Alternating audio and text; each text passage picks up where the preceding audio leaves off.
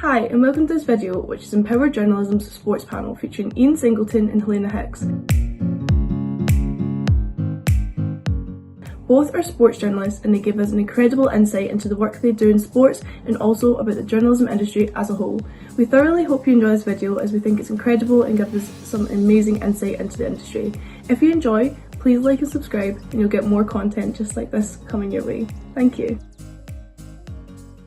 Okay, so let's get started now then. So I'm Rachel and Bethany and I'm here with Bethany Collins as well. We're from Empoword Journalism, which is an online publication to empower all women. So today we're here with our amazing sports panel. So the first thing we'll do is we'll hand over to you guys to introduce yourself. If Helena, if you want to go first, and then when you're finished, we'll just pass on over to Ian. Yeah, of course. Hi, everyone. I'm Helena. I'm a freelance motorsport journalist, and I also work in social media full-time, and I do a bit of PR on the side as well. I'm Ian Singleton. I am the editor of BBC Sport Online, so I oversee the BBC Sport website, app, and social media. The first question I've got for you guys is, how did you find interest in your careers? What drew you towards it, like to begin with? So we'll just the same again. I'll pass over to Helena and then over to Ian. Yeah, I think from a very young age, sort of about 13, I had a fascination with sport. Just watch it on the telly whenever it was on. Sunday lunchtime, used to be watching the Formula One with my family, and quickly discovered that I wasn't very good at engineering, not very good at science or maths. So the natural path for me to go down was writing. Found that was sort of very creative, and then from that age, it all just kind of everything that I've done in work experience is angled towards that. So I started up my own blog at the age of 16, and everything has stemmed from that. I loved writing as a child, and I wanted to write stories. And I think when I was about 10 or 11, I sort of realised more about sort of journalism, and I love sport. So I used to sort of do newspapers, make newspapers, just for fun, like back pages of newspapers. And I used to read newspapers, and it just sort of grew from there. And I never sort of changed really that I wanted to write and do journalism. It just sort of went from there really, never changed my mind. And so just a quick reminder for everyone who's watching this as well today, if you have any questions that aren't covered by our panelists here or us, just type them in the chat box and Bethany will come to them once we've asked all the questions we have. So just put that reminder in because I forgot to say. So what was the route you both took into your careers? Like what direction did you go? Did you go to university? Did you find work experience? Like how did you get to where you are today? I started off obviously at sixth form, and very quickly I knew that I wanted to go and study journalism or a more creative course at university. And I went to a very sort of traditional all-girls sixth form, and it was very much the attitude of no, you don't want to go and do journalism, go and do politics or something that's a bit more academic. I think they thought that I was limiting myself and narrowing down my career choice a bit too much. But no, I remained adamant that that's what I wanted to do. I knew that City, University of London, was the place where I wanted to go and do that at. And I was very fortunate enough that when I went for the interview, because of sort of the work experience and my own blog and things, I got offered an unconditional there. I absolutely love my time at City, fantastic university, and I learned lots all the time. Looking back on it now, I think it's really good that there's lots of different ways to get into the industry. I know lots of people that haven't gone to university and they've gone down the apprenticeship route with perhaps Sky or somebody like that. So yeah, university is not the only option, but it's the way that I did it. Yeah, my start of my career belongs to a different time now. Just like the way the industry has changed. So actually, in a couple of months, it'll be 20 years since my first front page in a newspaper, which is quite a scary milestone for me to think it's 20 years. So I did A levels. I did a degree in English at Leeds University, and then it was a postgraduate diploma in newspaper journalism from the University of Central Lancashire in Preston, which was and still is like a really good university for journalism. And it was a really hard course to get onto You know, they had 40 places, and I remember they interviewed 160 of us. And it was all about print journalism. So if you just think about that now, of where print journalism is now, and I think sort of going from there, I went into the regional media and like newspapers, and spent quite a bit of time in there. And I think there's very different pathways into it now. And almost, if you look at me, you know, I work for a website and an app and social media, you know, now it couldn't be more different really to like a newspaper. So it just, I think what I've learned just shows you how much change there is in media, you know, how much change is driven by technology and audience, you know, behaviors, and just how you've got to change and adapt. Thank you very much. So obviously you both work kind of in the realm of sports journalism. What drew you towards, like Helena, motorsport in general? You kind of covered this already. And even for yourself, what's your favourite kind of sport to cover, if there is one? For me, it was just the excitement. A lot of sort of critique that I always get from friends, family, people that find out what I do is, well, isn't that just cars going round in circles? And yes, to the outsider, it may look like that, but it's when you get to know the stories and sort of all the science and technology that goes into it, and the effort and the lengths that people go to. You know, people train their whole lives just for one perfect race. And the fact that things can change so dramatically across all sport, not just motorsport, it's the excitement, and it's telling those stories, and also telling the stories of the unsung heroes. So diving, looking in the team, what women have we got representing the team? What amazing roles are they doing that nobody knows about? And yeah, that's really what attracted me. And so I've always probably loved football the most, but I love a lot of sports. You know, I always enjoy F1, tennis, athletics, boxing. I can watch a lot of sport, and I just love watching sport. I just love, you know, the competition and the sort of stories of drama that you get. So even sports that maybe are not my favorite, you know, I'll always enjoy watching them. But football is definitely my favorite sport. So obviously you enjoy sports journalism and the industry, but what would you say are the most intimidating parts of working within this industry, and are any of these specific to working within sports? Oh, is that for me? Yeah, just for both Sorry. of you. I think it's still that it's very much a male-dominated industry, and it has been like that since forever. It's never been a place where lots of women work, and if they do, then it's more typically the media and comms roles, or perhaps hospitality, grid girls, things like that. So that was always very daunting. Turning up at a racetrack, you walk into the media center and you're the only woman. Maybe there might be another woman. So you're very few and far between. You have to deal with a lot of comments. The old, what does she know? She's, you know, gender always comes into it. And they think that because of that, you might not know your stuff, but that's definitely not the case. But on the whole, people have been really supportive. There's lots of initiatives now in sport as a whole that try and inspire more women to become involved in it, which is really helpful, and it's great to see. And there's now sort of the likes of Jenny Gow in motorsport, who really inspires and is always there to lend a hand. And I've been very thankful to sort of be given a hand from her on a couple of occasions. And it's those role models that get you through the tough times, and know that the industry is slowly changing, but unfortunately it is still very male dominated. So there is this question towards you, because you mentioned that you did study journalism at university. Do you have any tips for people who are currently studying journalism at university on how to break through once they finish their degree? Everyone's got the degree. What do they do to make themselves different from everyone else going for the same job? I think it's just all about connections and work experience. It's platforms like LinkedIn and social media has really been invaluable to me in my career. That's how I've made my connections. It's how I've got to know people, and you never know when you're having these chats when that name might come in handy again. And obviously it's great if you graduate with sort of a first class degree or so on, but the competition is so tight out there. What do you bring? How do you stand out from the crowd? And certainly for me, finding a niche in having females in motorsport, that platform, that's really helped, because it's not something that everybody does. When you go into a job interview, you have something that you can talk about, and because it's a passion as well, it comes out, and convey that to whoever you may be speaking to.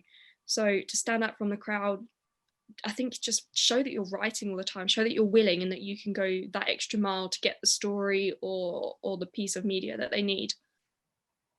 Okay, so Ian, I'll come to you with the question about, obviously sports is something you're interested in, it's an industry you're excited to work in, but is there something intimidating about working in this kind of area of journalism, and is it like specific to sport, or is there just any worries you have as a journalist in general?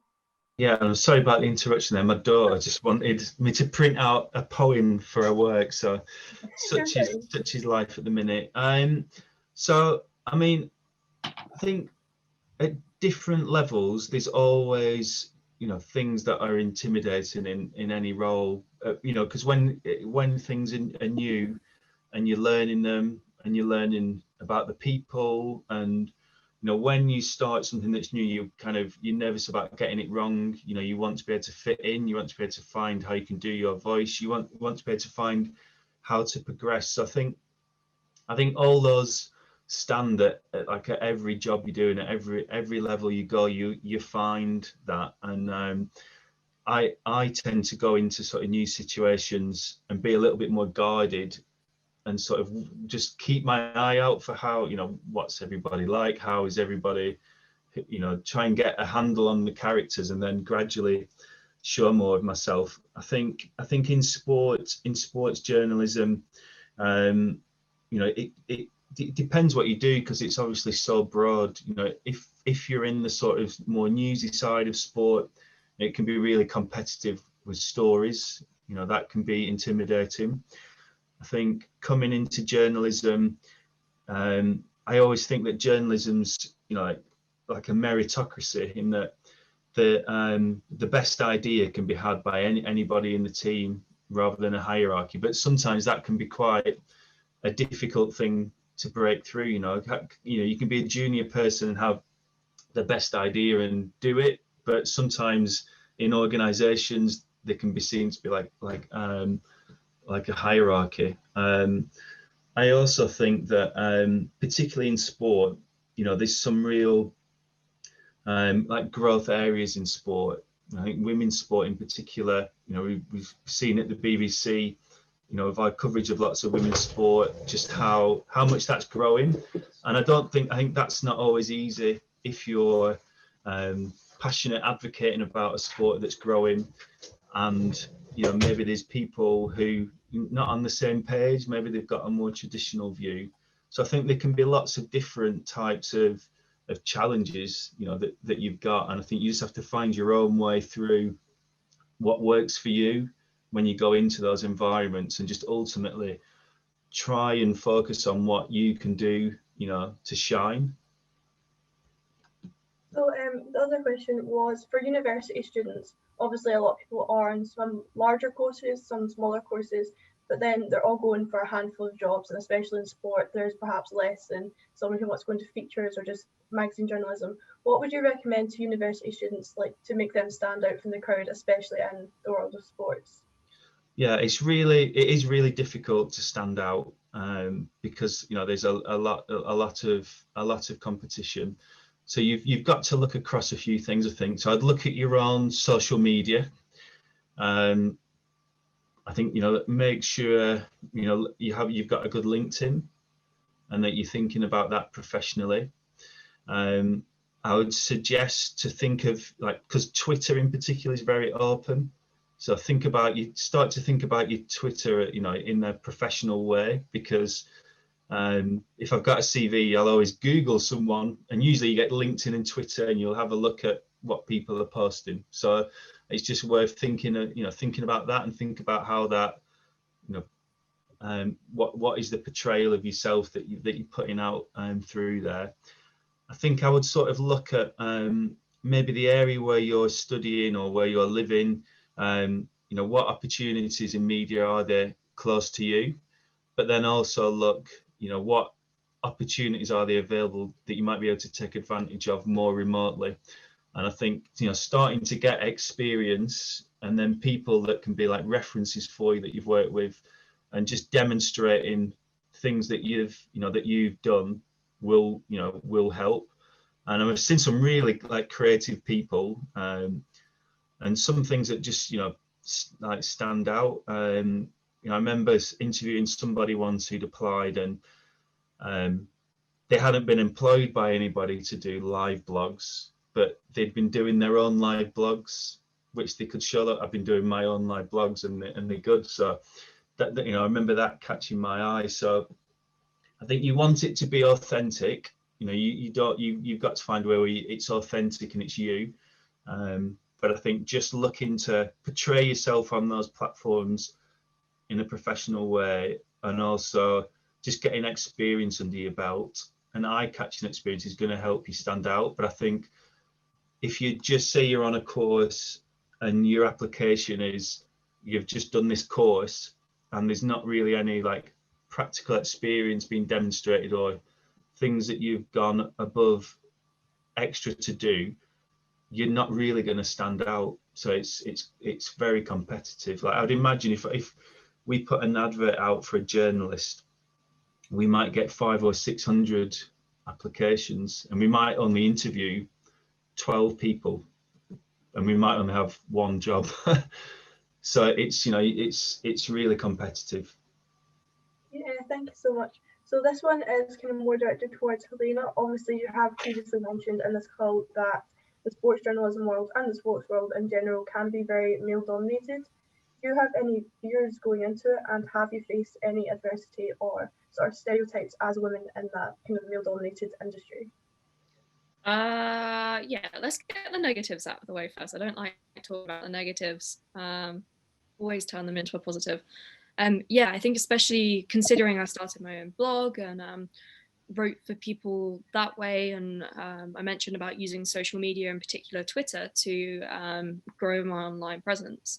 And I guess it's just so easy for people to criticize you or spread nasty messages and things, and a lot of that did come from the whole she doesn't know what she's talking about, she should be in the kitchen, not writing about sport, all those typical messages. But in a way, to begin with, it does kind of affect you, but then you have to take a step back and think, you know what, I'm not writing for them, I'm writing because I enjoy it and I want to tell stories.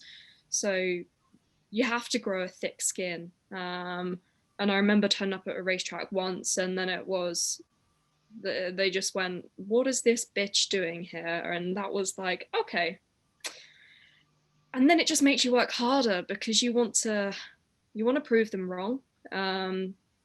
And at the end of the day, you're there on merit, you're there for a reason, and you want to do your job well. And if you let those comments get to you, then you might not be able to perform to the best of your ability, and so on. So I'm not scared anymore. When I first went into the paddock, I was 17 years old. And my first work experience, I was sort of 17 years old, and looking after about 300 media members of Formula One car launch day. So that was quite daunting. But it's just all comes with experience. And at the end of the day, you just think, this is all building up in my career, and this will help me in the future become a better writer, a better media person. Yeah. Thank you very much. So the next question is for both of you, and it's just, in what way has COVID-19 affected your jobs? In what ways things changed for you since the pandemic began? And does this worry you, especially in terms of like job security or being able to do your job as effectively as you could before? Yeah, this time last year I was sort of down to one freelance contract, which was a bit of a struggle. I still had some come in whilst I was just finishing university, and obviously that had all moved online. And then I actually took a job at Tesco. So I was picking, shopping, and actually delivering the shopping as well. And then it started to pick up around April time. We sort of May time more. some racing would go ahead in the UK, and that was when I was approached to take up some more freelance work, which was really good. So I travelled around to racetracks in the country and did the socials and PR, and got writing as well. I had my first piece in print published, which was a fantastic feeling. And then in September time, I took on, no, sorry, the 1st of September was when I started at Airspeeder. So that's an Australian-based company. That's where the headquarters are, and then we've got a London team as well. But because obviously being in Australia, they were able to continue without too many difficulties with COVID. So that really put me in good stead. And then I've just continued working through and doing lots of pieces, freelance. So for Eurosport and things like that. So I've been really lucky that I've kept ticking over.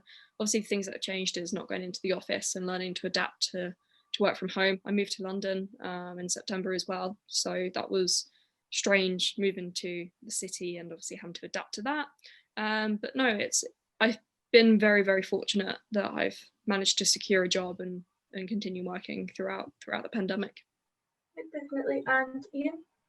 Yeah, so I feel really fortunate that, being in an organisation where there's job security, and being healthy and being with my family. So like the bigger picture is, compared to a lot of people over the past year, feel fortunate, because it is really, really tough out there. From a really practical point of view, my team, there's more than 100 people in my team, and we are pretty much 95% working remotely because of the social distancing in the office means we can't fit as many people in, and because we're working on social media and the website and app, a lot of the technology for that can be done through laptops rather than needing studios or things like that. So that's been a real challenge, doing lots of Zooms, all being in these little boxes, chatting to each other. And I think one of the hardest things just in life, but I've really felt it in work, is just keeping in touch with people and having those little conversations. And so for me, if we go back a year, in the office, I'd be sat at my desk and I could get up and just walk along and across the floor and just stop and chat to people and see how people are doing and talk to people about some content they've made for us or what they're doing. And it's so much harder now to do that, and I don't think we've fully come to terms with how we cope with that or improve that or make that good. It's very hard, and I think we're all just waiting for a day when the social distancing is eased, and I don't think things will go exactly back to normal. That right now we're all in the office all the time, but I think a mix for us would certainly help and make our output better. And I think being in digital media, things change all the time as audience behaviours change, new platforms come along. I think one of the hardest things when you're all working remotely is almost like development of new, because you're not quite together enough. And we've had people that have started work for us during the pandemic, and I can't imagine what it's been like for them, sort of start a new job and you're just in a room at your house and you can't meet your colleagues, and it's just an incredible amount of challenges. But bigger picture, feeling a really fortunate position, and the sport has been going again since June. We've got a really big year ahead of sport, so we've got a lot to be excited about. I think working for the BBC, just think we're there for that public service of delivering that coverage for the audience, so it's quite a sustaining thing to keep you going. Thank you very much. So the next question, again for the both of you, obviously now more than ever with COVID-19, this is definitely a thing, but where can you see the future of journalism going with a digital media landscape, and especially within marketing and journalism, and how much importance would you put on social media now for the promoting and advertising of journalism and forms of media? Certainly for me, social media is key with my work. It's how we drive a lot of new audience to websites, along with sort of the SEO and all of the back end stuff on the websites for ranking. Print is still there. I still work on a freelance basis for a print publication. The numbers are constant, which is good to see. They're not dropping off. They're not increasing rapidly, but it's still available to them. Social media is how I digest most of my news, and certainly on apps. So having the BBC Sport app and things like that, that's how I would look at my news in the morning. But I think obviously with social media comes the age-old verification issue. That's so easy to kind of spread misinformation on social media platforms. So when you're looking for those breaking stories as well, certainly in at least motorsport and things like football and things, if it's not come through the wires, then you have to obviously be very careful. Social media has made it easier for those false claims to be reported. But yeah, social media has many positives, and certainly on Twitter and Facebook, it's how we grow audiences and ultimately how we get readership. Yes, I think you need to be a lot more rounded and have a lot more skills to what, I mean, if I go back to when I started my career, really had to be a good writer then, I guess, in what I was going into, and like have the sort of attitude in getting stories and interviewing people. Whereas now a journalist in my shoes, but today coming in has got so many more skills. And I think the convergence of media makes it, really complicated, because, you've got football clubs, footballers, clothing brands, TV companies, newspapers, all kind of in the same space on social media, making very similar content, whereas a lot used to be a lot more distinct. So I think you've got to think about which part of the which part do you really want to specialize in? Like, is there an area, like if it's writing or if it's video, to really specialize in one thing and focus on those skills? But I think at the same time, just think about, how do you have a knowledge of the different social platforms and the opportunities they might put forward from a publisher's point of view, and how you might use them, and think about, have you got some basic video skills? Have you got some basic sort of visual skills in something like a Photoshop? Do you understand those platforms? Do you know how you might use them differently?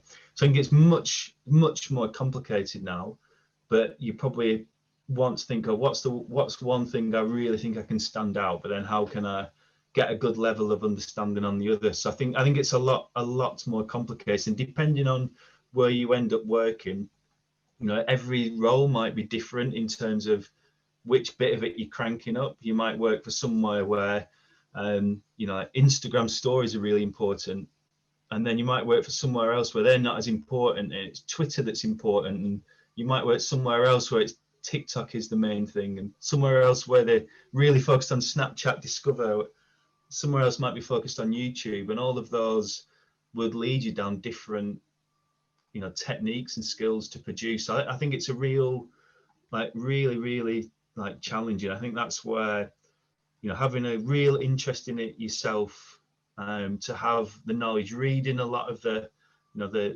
industry, whether it's like podcasts or publications around those platforms, and just having a go yourself on them, and really developing your skills is important. So it's complicated, a lot more complicated than it was. So kind of coming off that again with a kind of social media related question, do you find that there is a social media platform that is almost better for the journalism world, or that sports journalism particularly does better on when it comes to promoting them? Is there one that stands out from the rest? I think it depends on the publication. Obviously, you've got Instagram that is incredibly visual. Twitter seems to be more people clicking links. But video is more coming into it now, and obviously you've got sports teams at least that are generating content now on things like TikTok. Obviously they brought in Reels on Instagram to try and rival that. So it's how we digest the news and content is certainly evolving on different platforms. But for me, when I share my own articles, it would always be on Twitter first. You've got the different age demographics as well on each of the platforms. So the way that people use Facebook is changing. It's no longer sort of just a news app. It's evolved, especially with a lot of sort of the marketplace and the shopping that they're trying to push. And now you've got your own dedicated video area. It's the same on Instagram. Obviously, they've introduced different tools. So it's just trying to keep up with the algorithm all the time, to try and get that perfect, say perfect, nothing's perfect, but that good combination of posts and copy, so people can easily find your content, whatever app they use to get it. I think sadly the answer is they're all important, and you can't really prioritize one against the other, you know, when you're sort of working somewhere, really. So I think, you know, in your own personal brand, you know, I think LinkedIn and Twitter are probably really important for your own sort of professional brand as a journalist. But in terms of if you're working for a publication or an organization, you know, I think it's being aware of you know, the benefits and pitfalls of each of them. And you know, probably the newest platform for media to get their head around has been TikTok over the last 2 or 3 years. And you know, it's about embracing those when those come to the fore. So it might not be something you're using in your social circles or your groups, you know, will use, and but it's about embracing it, using it, you know, understanding it in the field that you're in, to try and think how you might use it for your organization. Because undoubtedly, you know, in the next 2 or 3 years, there will be another platform that we'll be going on to learning about, because that is what's happened over the last sort of 10 or 15 years. So I think just really having that open mind to learn and be positive is so important, because you don't want to, you know, I see it with some people where they've sort of almost got stuck on Facebook from about 2008. You know, you don't want to be like that. You want to just keep embracing it and enjoying the media. And I think the social media platforms have been absolutely incredible for moving on storytelling. And I think just really embracing like how stories are told, learning, seeing what you can take, it's exciting. Yeah, perfect, thank you. So I can see some questions coming in on the chat box now, so I'm just going to hand you over to Bethany, who can ask them for everyone watching. Thank you. Okay, so obviously you both work sort of in online media. Do you think that the shift from traditional media sources such as print to modern reporting on social media and on online media is helping more audiences across the sort of age and demographics to engage with stories? Yeah, for me, I definitely think so. People can digest it in any way they want. You know, they can have a cup of tea in their hand in the morning and be scrolling through. They can look at it in bed. It's just the easy access to online journalism that's always there. And again, the beauty of it is that you can change it as stories unfold. You know, things like live blogs, you can just update it all the time. Whereas once it's in print, that's it. If you mess up, then you have to issue an oops sorry in the following day's publication. So yeah, I definitely think that it's helped people in that sense. Yeah, I spent 10 years working in print, and you know, I've now spent 10 years working in digital. So I think one of the beauties of digital and the mobile phone technology, you know, that we've seen explode over the last decade, is that everybody's got a connection to you, you know, just literally in the pocket. Whereas before, you know, phones could deliver that media in that way. You know, there wasn't as much access to information. You'd have to, you know, once a day go and buy a newspaper or tune into a radio bulletin or a TV bulletin. So the availability is so good now. I always say I feel like it's like a golden age to work in journalism and media because of that, how important connection is. I think with it, the sort of double-edged sword of that is that comes with, it's probably the most complicated environment ever. It's probably the most competitive environment ever. And it's probably like the hardest environment ever to get attention and to get focus. So I think with the fun and the connection and all the benefits that brings, it brings a lot of challenges as well. And that's why the things we were just talking about being rounded with your skills and understanding social media is really important, to try and help your content stand out and cut through. Yeah, thank you. So with obviously social media still being so big, and that mainly the way that people are tending to consume news these days, do you think traditional training, so like the NCTJ, getting your shorthand all sorted, do you think that is still something that people our age looking to get into journalism should aspire to, or should we go for other more non-traditional ways? Personally, for me, I didn't do shorthand at university. It was offered as a option, but I chose to take it. I chose to choose other things. So I know people that did it. It's obviously very beneficial. It's probably a skill that I would want to have, but it's just not something that I do. However, you're taught things on sort of social media modules, a lot of online stuff, and how that impacts the general landscape as a whole. So yeah, for me, I've always had mixed feelings on shorthand. Whenever I ask somebody in the industry, it's always, some say yes, some say no. So I feel like there's a bit of a divide now.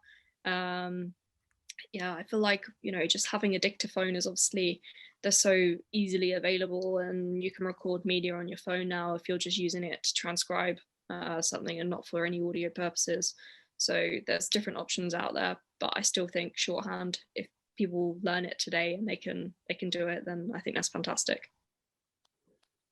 Yeah, I think, shorthands are good, but it's not an essential skill. You don't need shorthand to work in my team. If you've got it, there might be some things you'll find easier to do. So like, I don't know, if you went to cover like a tribunal hearing or a court case, you'd probably find it a lot easier to do if you had shorthand. But if you're just sort of interviewing people day to day, you won't really notice any difference by not having it. So on the question of like an NCTJ course, I think it's like really research your course, that you're looking at really well, and just look at what they're talking about, look at what they're saying is important, see what its reputation is and what other people feel about it.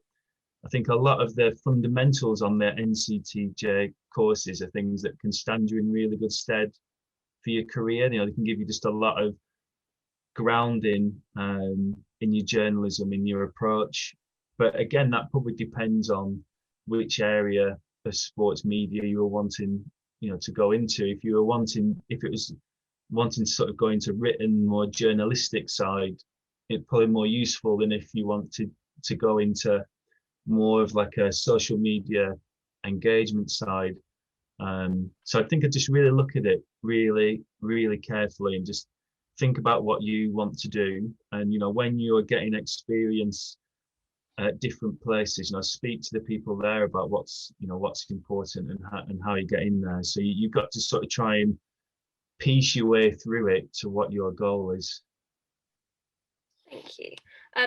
In terms of work experience, obviously it's a little bit harder at the moment with the pandemic, although people are obviously doing things virtually, so it's a lot easier to do things like this.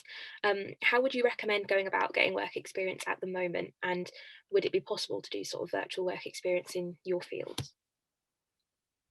Certainly in social media. I mean, thanks to Zoom and Teams and all the other virtual platforms, it's a lot easier to communicate with people.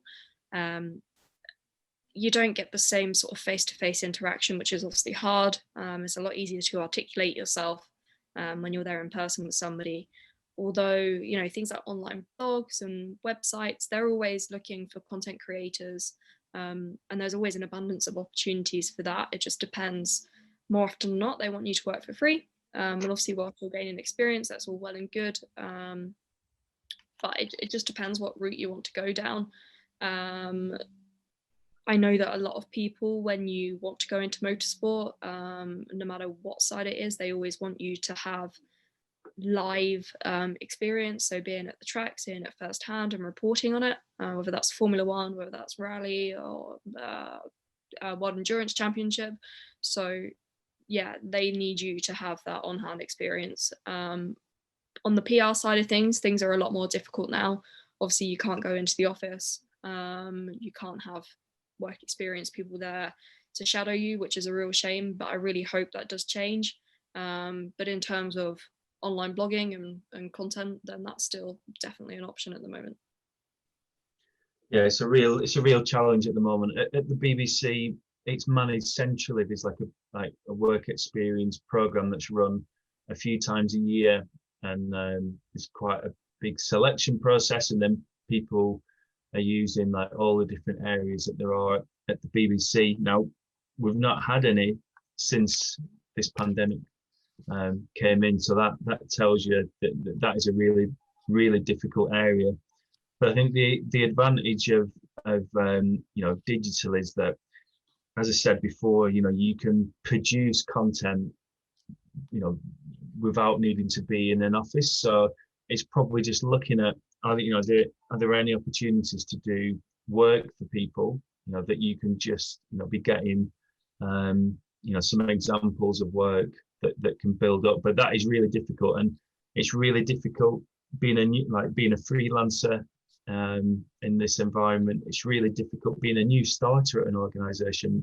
I said before, we've got people that have started in our team that we've never met in person. So it's just a really weird world at the minute, isn't it? And can't wait for things to change and get more back to normal. Yeah, I think we're all feeling that at the moment. There's been a lot of discussion about sort of the fact that a lot of journalism is very sort of based in London and surrounding areas, and there's not a lot of regional journalism. Do you still think that this sort of idea of like a Westminster bubble kind of thing is still happening, or is it easier for people sort of across the country to get more involved? I definitely think due to the pandemic, people are more open about you being in whatever location you are. I know that when I was looking for work experience in my first year of university, so I went to uni in London, I actually approached my local paper back in Essex, which was the Evening Standard, and they turned around and said that they wanted you to have a degree already. So there's always that barrier there, no matter where you are in the country. If you haven't got the set requirements, then it will be a no. But in saying that, London was the best place for me to do my degree because of the amount of opportunities on the doorstep. We'd go to News UK, spend time there, and they taught us a lot. And it's just having the people all around you come in. So obviously all the major hubs, people from Fleet Street, etc. So it's a fantastic place to, but the pandemic again, everything is just changed and shifted. I know people that are, very tip of Scotland or down in Cornwall, and they're writing for that publication. So it's not a necessity to be in London anymore. But again, even when I went back to choosing my university, I knew that I wanted to be in the city just because it's where I felt the most publications opportunities were. Obviously you've got sort of Media City and things that are moving out of London, so there's opportunities elsewhere. Yeah, there's no doubt that in sports media the most jobs are in London. That is a fact, really, particularly in the digital video space, in the social media space, in the marketing space. It's really thriving there. So I work for BBC Sport, which actually this July, it will be 10 years since it moved up to Salford in the northwest of England. There's 3,000 BBC staff based across those sites. It's beyond just sport. So I don't work in London, I work in the northwest of England. So there are opportunities there like that. And I know that the BBC wants to move more departments out of London and around the UK. We've got sports staff in Belfast, in Glasgow, and in Salford. So I think that will be really interesting to see, that trend develop more from us. I think one of the real challenges in sports media, if we're talking more journalistically, is that, you know, the regional media have been hit really hard. You know, there have been, over the last sort of 20 years, they've been hit hard, but it's been really accelerated in the last 10 years. You know, there still are some really good regional publishers out there who'll give you a really, you know, good grounding, but there's not as many opportunities as there was, you know, 20 years ago when I was starting in that line of work. So I think you need to think really careful, really, and I think really research well somewhere where you might go. And I think if you're starting out in your career, you know, you want to go somewhere that's going to give you a really good grounding and set you up really well to use that as a springboard and, you know, and move on somewhere else. You know, and if that is London, you know, then there are a heck of a lot of opportunities there. You know, but there are still good places outside of that. Thank you. And for Helena specifically, when it comes to motorsport, are there any particular categories that an aspiring journalist should write about? And are you likely to get noticed quicker by writing about regional championships or major championships? That's a really good question. Obviously, Formula One is the most well-known motorsport, but with that comes the most competition. There are thousands and thousands of blogs out there, and it's a very crowded space. Whereas if you look to something more niche, then that's a great place to start. You've got excellent championships in the UK, things like British Formula 4, which is the first single-seater level, British Formula 3 even, and then you go to sort of British GT and touring cars. So there's dozens of championships out there that are time-worthy, and it's good if you cover them. It's how I got noticed. I specialise sort of looking at the women in the sport, the women racers, and also the roles that they were doing within the teams, and that certainly stood me apart. I spent a chunk of time at the Autosport Academy, and that was one of the things they said is find your niche. You know, they'd send us out to do reports on Formula 3000 and things like that. So it's things that people wouldn't know existed, but it's all about honing in your writing skills. And yeah, if you have a niche, then certainly it's one of the best ways to stand out from the crowd. Formula One is a fantastic watch and it's a great sport, but it's not the entirety of motorsport, and there's a lot more exciting stories happening in different forms. So just find something that you fall in love with, and no matter what that is, write about it, because that passion will always come through. Thank you. A question for you, Ian, specifically. As you've had experience in both print and sort of the online world, do you think if you were starting out now, you would do the same thing and still start in print, or would you go straight for sort of the online media?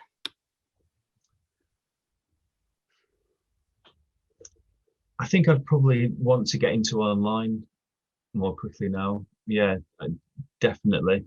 And unless, you know, I was lucky enough to find, you know, the right place in print. So I think when I was starting my career, most places were the right place to start. You know, as I think there's there's less options now. So I think I would definitely be wanting to get into digital more quickly. And you know, your career is a funny thing as well. You know, things can take you by surprise. Opportunities can take you by surprise. You know, you don't always take the path you intended or the jobs you intended. Things can lead to surprise things. I think just really trying to keep an open mind and just really trying to do the best you can in all your jobs, you know, and you usually find opportunities will come from that. But it is undoubtedly like a more complicated path now. And so just to add, I think more complicated path, and I think probably one of the most interesting and difficult areas is how sort of more promotional media content and journalistic media content converge. You know, so like there's pure journalism and pure promotion, but often they can look like the same things now, you know, in terms of how things are done. So I think just being really open-minded on that, I think will help as well, help have more opportunities, because I think a lot of organizations now, particularly when you're working on social media, you're blending the two of like journalism but also promotion. Another one of the sort of big debates in starting out journalism at the moment is freelancing and getting paid for your work. And we found at Empowered there's been a lot of discussion about whether it's undervaluing our work or if it's enough to get work experience and sort of putting up a portfolio. So do you think that it's important to start getting paid for your work early, or is it more important to get that experience and build up your portfolio? Yeah, I'm just thinking back to when I had my first paid work experience. I think I was 18, maybe 18. And sort of 2 years before that, I'd done stuff for free. I always look at the bigger picture. So what am I going to get out of it? When I went to the Daily Mail sports desk for a week, that's obviously, you're not paid for that, but you learn so much. And it's a fantastic experience. You know, you get to go to a presser. I went to West Ham and attended that conference and then went back and obviously write the quotes, and you get a chance to be published in print, which is amazing. You get to see them put together the newspaper. And it was kind of when I built up a few work experiences and I had a blog and people were approaching me to write things, I was like, okay, well, this is going to take me, you know, a day's work, 2 days work. And that's at the point when I started saying, okay, I'll happily do that, but, you know, this is going to cost you because it's my time and effort. And also the research that goes into these projects is unbelievable. And just recently I actually did the freelance project with an agency on behalf of somebody else, and I don't think they quite understood the time and effort and the cost of journalism. So the price that they offered me for 4 long form articles to begin with was sort of equivalent to peanuts, basically. And obviously the industry's being squeezed in all directions, budgets may be cut and obviously moved to other places, and people always try and get something out of you for free.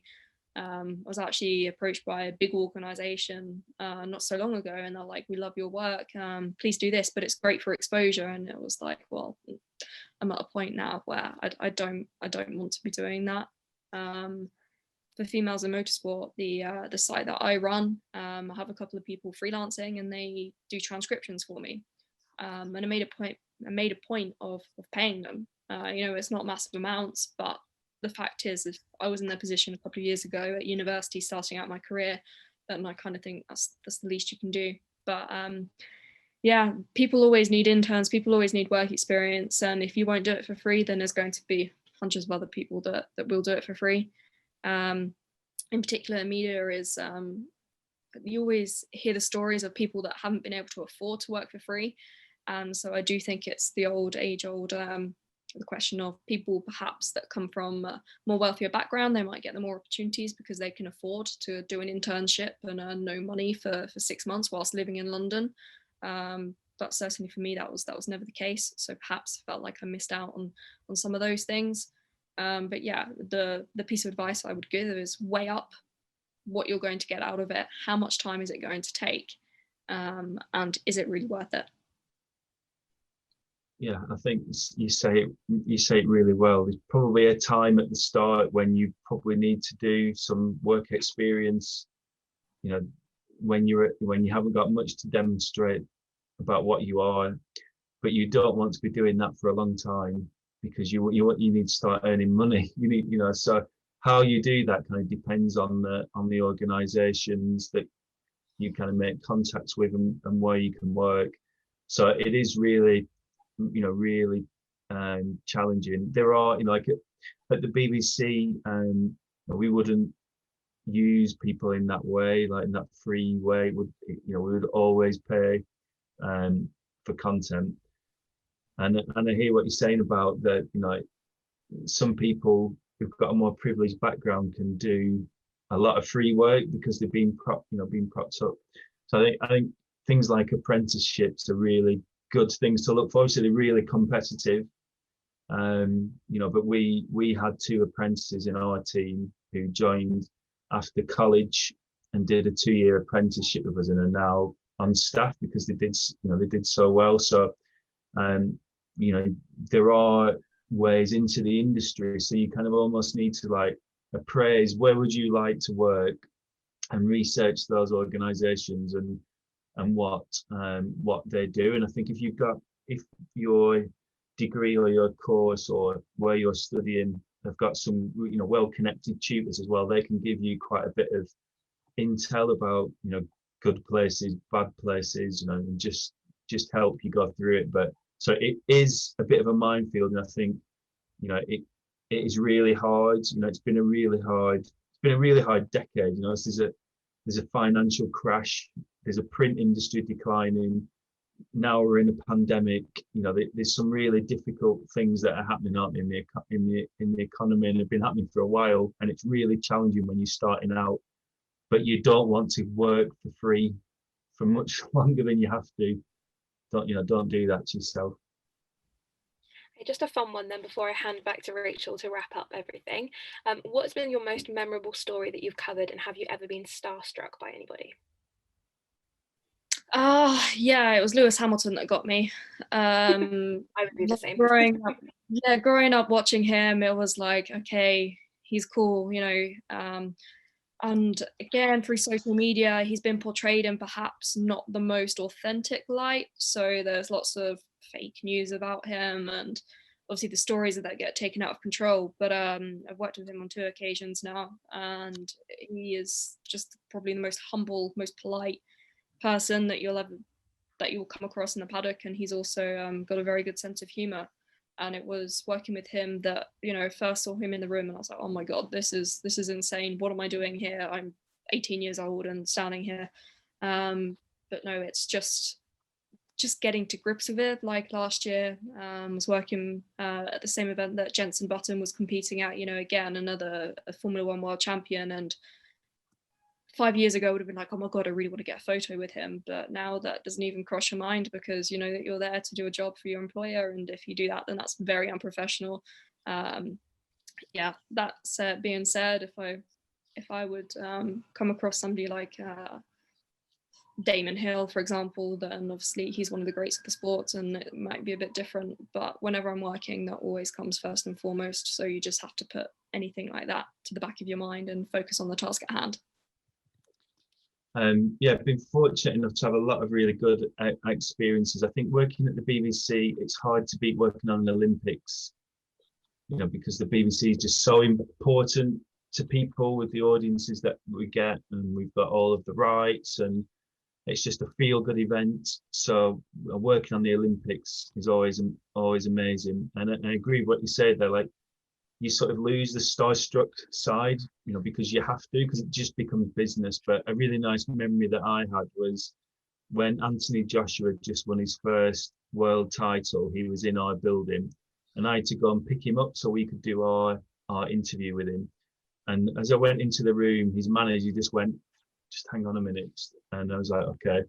And he put James Brown, the Boss on his iPhone, and it was playing this song. And they gave him this package, and he was like, "Oh, this is," and he'd actually just had the world title belt couriered to him for the first time, and he was opening it, and it was his first time he's seen the belt. And I'm just sort of in this little studio, feeling like an intruder, thinking, "God, it's quite good, my job, isn't it?" Just seeing things like this, just feeling, you know, really, really fortunate to see that, and so just little memories like that. But you find the sort of starstruck side leaves you really quickly, because it has to, you know, because it becomes business. Thank you.